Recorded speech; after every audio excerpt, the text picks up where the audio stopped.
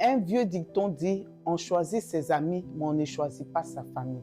La famille est un bien commun, source de vie partagée. Elle est bien des fois source de beaucoup de souffrance et de frustration. Pourtant, c'est Dieu qui a créé la famille et c'est au sein de celle-ci que Dieu peut recevoir beaucoup d'honneur et de gloire.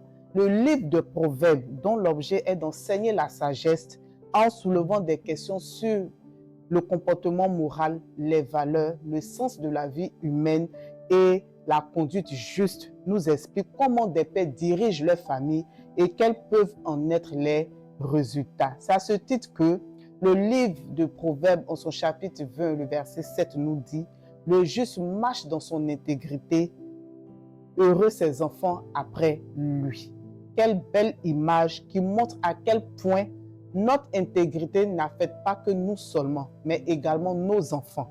En d'autres termes, le bonheur d'un enfant dépend de la marche intègre de son père. L'intégrité, c'est tout simplement vivre selon ce que Dieu dit être juste, être droit. C'est baser ses paroles et ses actions sur les principes et les vérités de Dieu. Car Dieu est l'auteur de toutes choses justes et vraies. Alors, lorsqu'un père marche dans l'intégrité, il ouvre la porte de la bénédiction à ses enfants et affecte également leur relation avec Dieu. 1 Timothée, le chapitre 3, le verset 1 à 4 nous dit « Cette parole est certaine.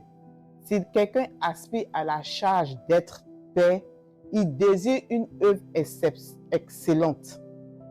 Il faut donc que ce père soit irréprochable, mari d'une seule femme, sobre, modéré, réglé dans sa conduite, hospitalier, propre à l'enseignement. Il faut qu'il ne soit ni adonné au vin, ni violent, ni indulgent, pacifique, désintéressé. Il faut qu'il dirige bien sa propre maison et qu'il tienne ses enfants dans la soumission et dans la parfaite honnêteté.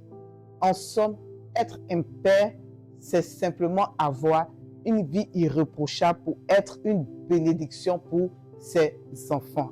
Alors, en ce jour de la fête des pères, je te dirai à toi, papa, choisis d'ouvrir ton cœur à une vie de connaissance de l'intégrité et à sa source qui est notre Seigneur Jésus-Christ.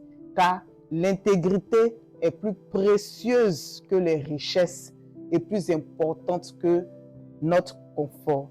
Excellente fête des pères à tous nos papas.